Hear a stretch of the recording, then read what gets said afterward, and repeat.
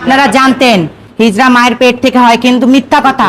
হিজরা বলতে কোনো কিছুই হয় না, সব পুরুষ পুরুষ থেকে পরে লিঙ্গ পরিবর্তন করে হিজরা দ্বারাই পরে হিজরা বানানো হয়। আমি আমার মায়ের একটাই সন্তান ছিলাম, ছেলে ছিলাম। আমার নাম ইয়াসিন ওরফে পারভেজ ইসলাম ছিল আমার নাম। আমার লিঙ্গ পরিবর্তন করে হিজরা বানিয়ে দেওয়া হয়েছে।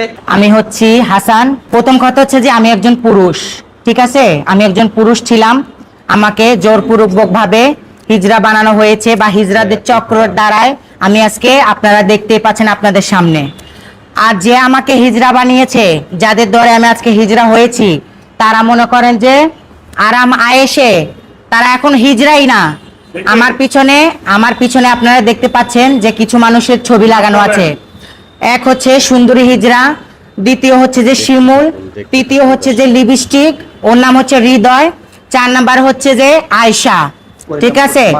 ওর নাম হচ্ছে মাসুদ। এই যে দেখেন ইয়াবা খাচ্ছে, বা এই যে দেখেন ওনার ফেস, ঠিক আছে? পাবলিক থেকে টাকা পয়সা নিয়ে ওনারা কালেকশন করে খায়। আমরা জানি, আপনারা জানতেন যে হিজরা বলতে যে অনেক কিছু হয়, হিজরা মায়ের পেট থেকে হয়, কিন্তু মিথ্যা কথা।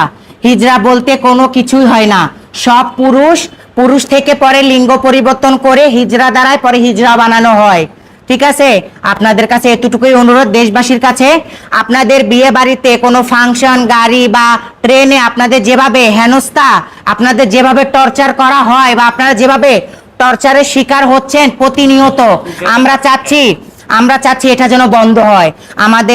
আমাদের দেশের প্রধানমন্ত্রী তারেক রহমান, আপনার উদ্দেশ্য করে বলছি, এই যে হিজড়ারা যে চাঁদাবাজি করছে ওটা থেকে যেন বিরত থাকে, হিজড়াদের থেকে বিরত থাকেন। দোকানে, বাজারে, বিয়ে বাড়িতে, মুসলমানিতে টাকার জন্য আসলে আপনারা কেউ টাকা দিবেন না।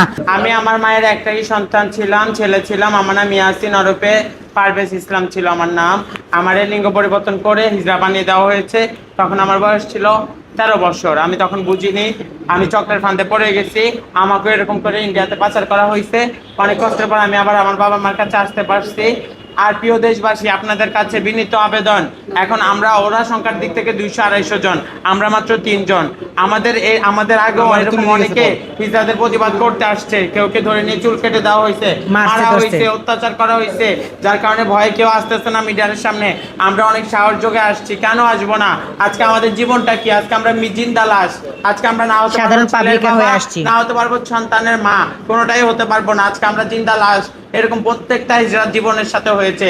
এটা চক্র যে সুন্দরী রূপে আজিম, ওর চট্টগ্রামে 3টা আলিশান বাড়ি আছে, গাড়ি আছে, সব আছে, ওর বাচ্চা আছে, বউ আছে, সব আছে। এই যে আশা, শিমুল, ওরাও প্রকৃতভাবে পুরুষ, ঠিক আছে? আমি চাই হিজড়াদের টর্চার থেকে পুরো বাংলাদেশের মানুষ মুক্তি পাক, হিজড়াদের অত্যাচার থেকে স্বাধীনভাবে সবাই বাঁচতে পারুক। আমরাও স্বাধীনভাবে বাঁচতে চাই, কাজ করে খেতে চাই।